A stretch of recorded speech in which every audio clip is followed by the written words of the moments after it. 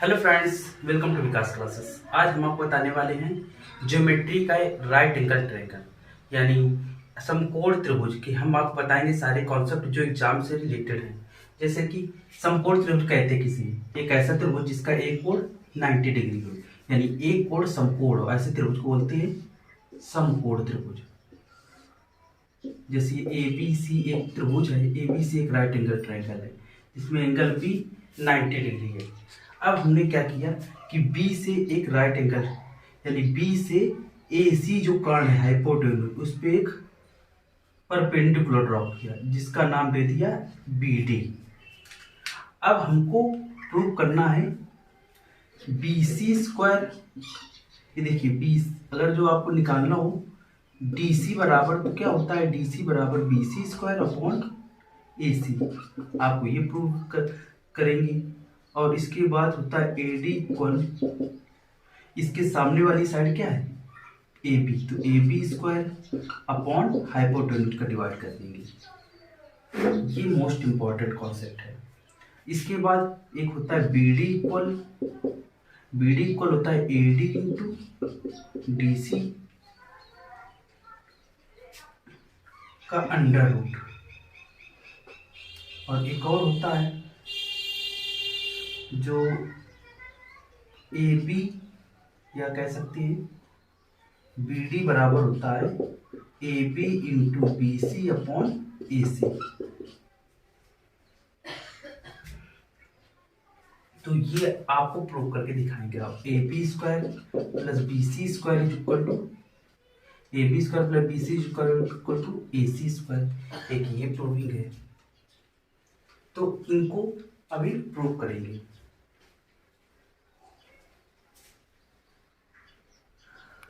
जैसे एक right angle triangle है, इसमें से हम जैसे 90 डिग्री है, एक को अगर कोण थीटा मान लो तो ये वाला हो जाएगा 90 माइनस थीटा।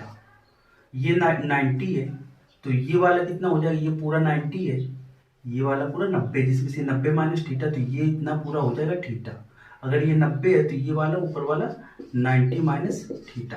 अब इसमें हम लगाएंगे सिमिलरिटी, समरूपता।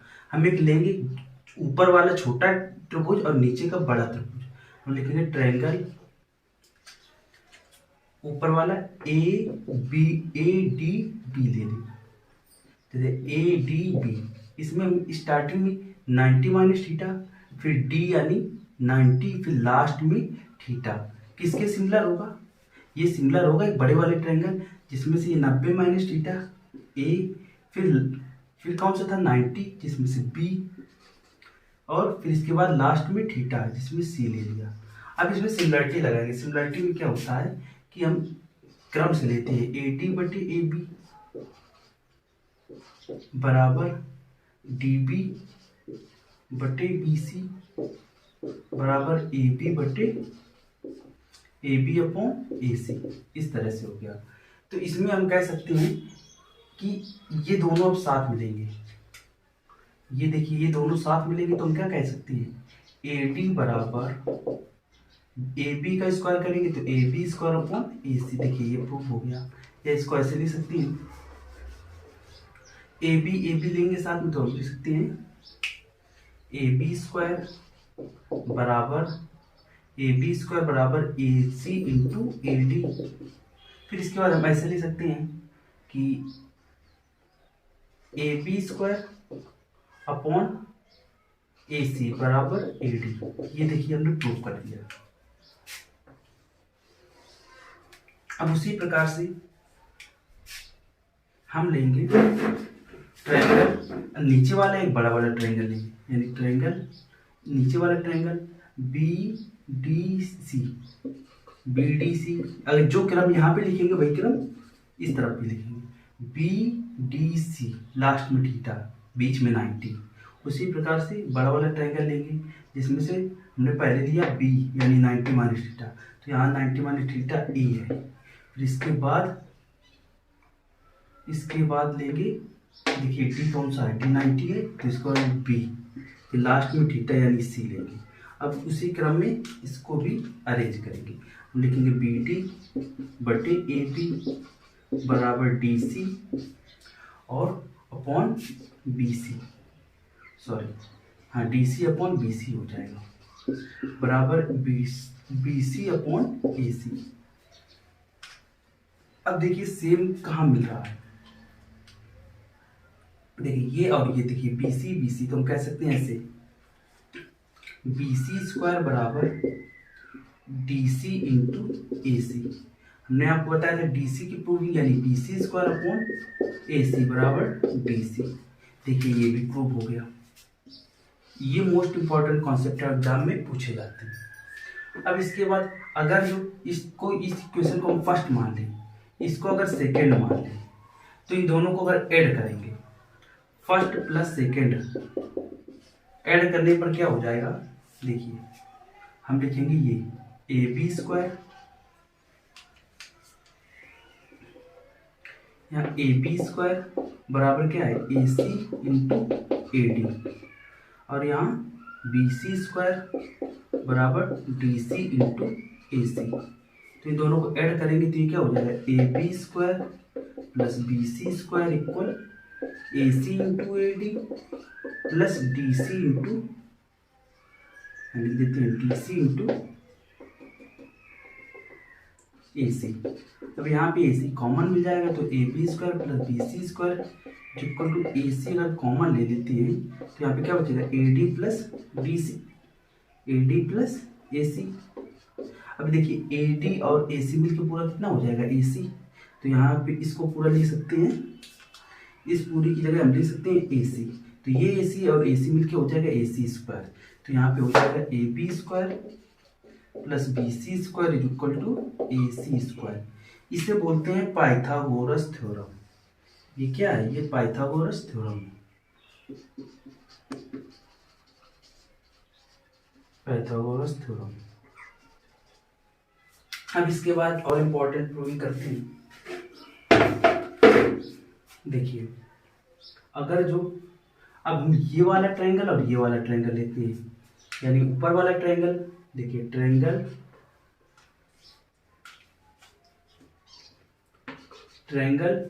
ABD,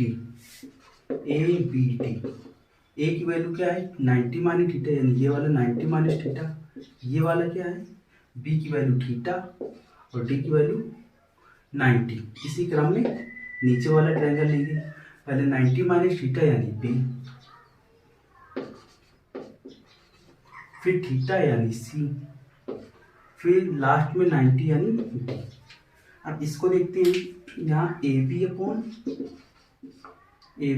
BC बराबर BD upon CD upon AD upon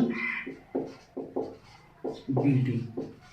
अब इसके बाद देखिए हम ऐसा कह सकते हैं कि ये BD और इधर BD, इन दोनों को लेंगे सेम तो BD स्क्वायर हो जाएगा, BD स्क्वायर बराबर क्या हो जाएगा CD इंटू AD। तो यहाँ पे हम ऐसा कह सकते हैं, चाहे तो ये लिख सकते हैं या BD बराबर under root CD into AD। इस तरह से एक मोस्ट इंपॉर्टेंट कॉन्सेप्ट, ट्रायंगल का एरिया क्या होता है 1/2 बेस इंटू हाइट। अगर देखिए ये 90 डिग्री है, अगर कोई ट्रायंगल है, अगर ट्रायंगल कोई है तो उसके जो वर्टेक्स है यानी जो शीर्ष है उसके सामने अगर 90 डिग्री खींच देंगे तो वो हो जाएगी परपेंडिकुलर, यानी उस त्रिभुज की ऊंचाई। अब ये त्रिभुज की ऊंचाई, इस त्रिभुज की ऊंचाई वही होगी, इस त्रिभुज की ऊंचाई भी यही होगी, और बड़े वाले ट्रायंगल की ऊंचाई भी सेम रहेगी। यानी ट्रायंगल की ऊंचाई जो होती है वो हर जगह बराबर होती है, एक वर्टेक्स से हर जगह ऊंचाई बराबर होती है। त्रिभुज की ऊंचाई त्रिभुज के अंदर आइसोसेलेस ट्रायंगल में यानी न्यून कोण त्रिभुज में त्रिभुज के अंदर होती है, समकोण त्रिभुज में ये देखिए 90 डिग्री है यानी वही हाइट हो जाएगी, और अधिक कोण त्रिभुज में त्रिभुज के बाहर भी हो सकती है ऊंचाई। देखिए इस तरह से अगर अधिक कोण त्रिभुज है तो त्रिभुज की ऊंचाई कहाँ वर्टेक्स से परपेंडिकुलर, यानी जब ये इसको प्रोड्यूस करेंगे तो ये जो आगे वाली साइड जहाँ पे कट करेगी यही ऊंचाई हो जाएगी। ये देखिए अगर जो हम ट्रायंगल का एरिया लिखना चाहते, ट्रायंगल का एरिया क्या होता है 1/2 बेस इंटू हाइट, यानी आधार गुणे ऊंचाई। अब देखिए अगर ये AB अगर ऊंचाई है, अगर AB ऊंचाई है तो आधार क्या हो जाएगा BC। उसी प्रकार से अगर इसको वर्टेक्स मान लें तो ये देखिए ये ऊंचाई हो गई, तो ये AC क्या हो जाएगा आधार। तो हम ऐसा कह सकते हैं 1/2 बेस कितना है, अगर जो बेस BC मान लेते हैं तो ऊंचाई क्या हो जाएगी, ऊंचाई हो जाएगी AB। उसी प्रकार से त्रिभुज का क्षेत्रफल तो हमेशा बराबर ही रहेगा। अगर जो बेस लेंगे उसी करस्पॉन्डिंग हाइट ले लेते हैं। अगर बेस ले लिया BD तो हाइट क्या हो जाएगा, सॉरी BD हाइट हो गया तो आधार क्या हो जाएगा AC। अब इस क्रम में 1/2 से 1/2 कैंसिल हो जाएगा, तो हम ऐसा कह सकते हैं कि BC इंटू AB बटे AC बराबर BD। ये मोस्ट इंपॉर्टेंट प्रूविंग है।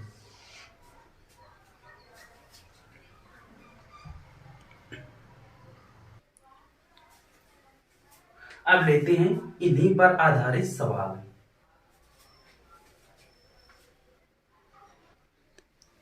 एक बार आपको रिवाइज करवा देते हैं जो हमने आपको प्रूविंग करवाई।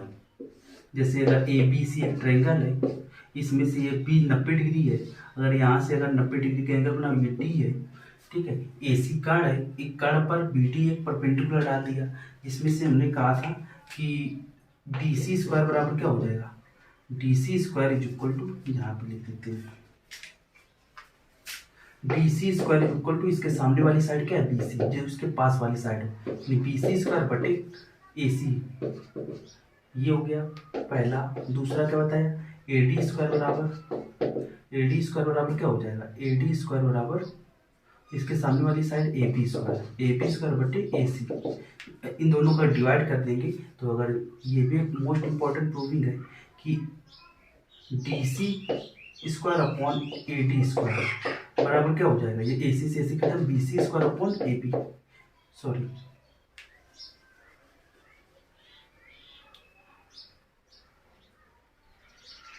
ये स्क्वायर नहीं है, AC बराबर है यहाँ पे BC square upon AB square, ये आपको याद करना है। और नेक्स्ट है BD इक्वल क्या होगा, AB इंटू BC, आधार गुणे ऊंचाई बटे कर्ण, BC अपॉन AC, ये आपको याद करना है।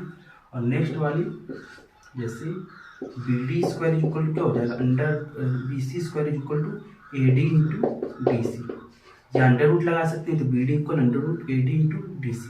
नेक्स्ट इंपॉर्टेंट प्रूविंग ये आपको याद करना होगा कि 1 upon AB square plus 1 upon BC square equal to 1 upon BD square, ये आपको याद करना है।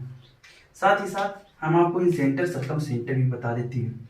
जैसे कि यहाँ पे इसका क्या होगा, सर्कम सेंटर क्या होता है, जब सर्किल बाहर बनता है तो इसे बोलते हैं सर्कम सेंटर। ये R होगा, ये जो होगा वही ये होगा और वही ये है, ये कैपिटल R, ये भी कैपिटल R, ये कैपिटल R को बोलते हैं सर्कम सेंटर यानी परिवृत्त की त्रिज्या।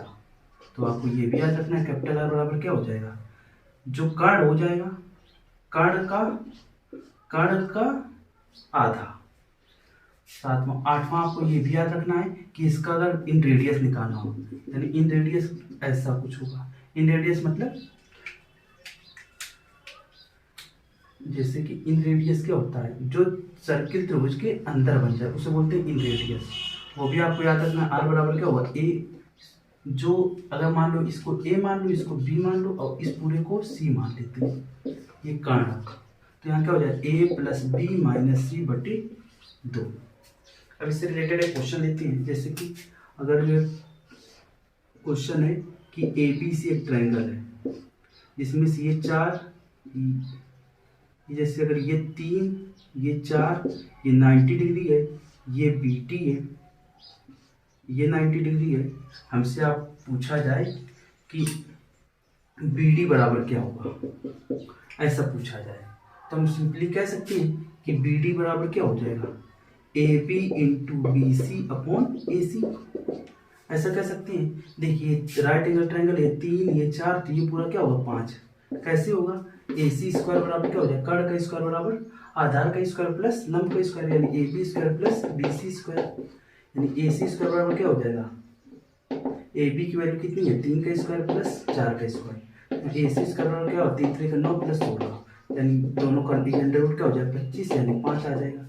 ये पूरा 5 हो जाएगा। तो बी डी हम सिंपली निकाल सकते हैं कि 3 × 4/5, 4×3 = 12/5 यानी 5×2 = 10, 5×5 = 20, ये आ गया इतने इकाई। जैसे आप कोई क्वेश्चन देखते हैं,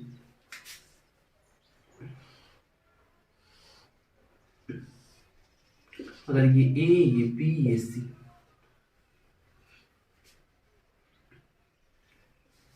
चलिए अभी इतना नोट कीजिए।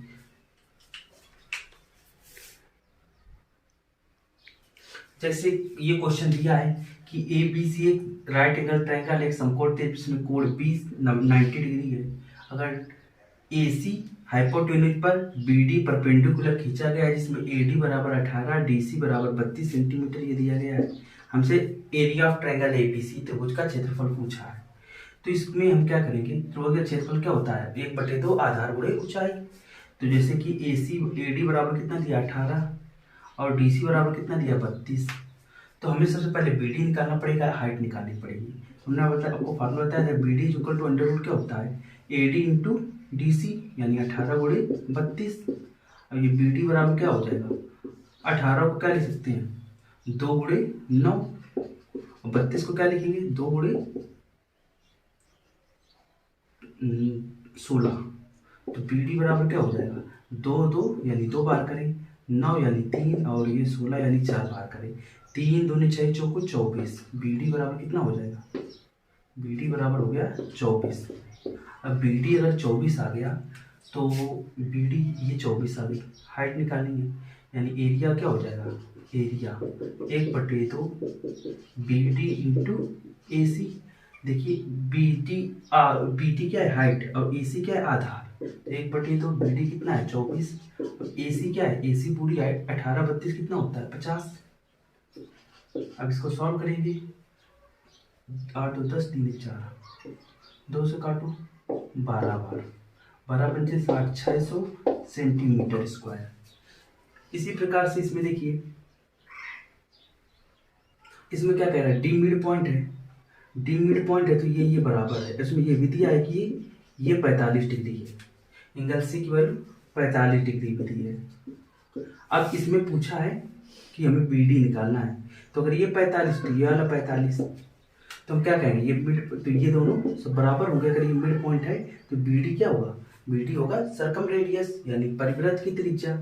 तो अगर ये 45 तो ये 45 और ये पूरा कितना दिया है, ए सी बराबर दिया है 4√2 और ये 4√2 है तो इसका आधा बी डी हो जाएगा। बी डी कितना हो जाएगा 2√2। अगर ये 2√2 हो जाएगा, ये बराबर हो जाएगा। हमें बी डी निकालना है तो बी डी कितना हो जाएगा, बी डी बराबर 2√2। हम वैसे सिंपली भी कर सकते हैं, अगर जो ये दोनों बराबर है, मैं ऐसा कह सकती हैं कि A D into D C बराबर क्या हो जाएगा बी डी स्क्वायर। ऐसा भी हम कह सकते हैं, ए डी की वैल्यू हम एक्स मान लेते हैं, बी डी की वैल्यू भी एक्स मान लेते हैं बराबर, सॉरी ये दोनों बराबर है तो सीधे सिंपली 2√2 ऐसे कह सकते हैं बराबर बी डी स्क्वायर। तो बी डी बराबर कितना हो जाएगा √2 बराबर बी डी। ऐसा भी हम सिंपली सॉल्व कर सकते हैं।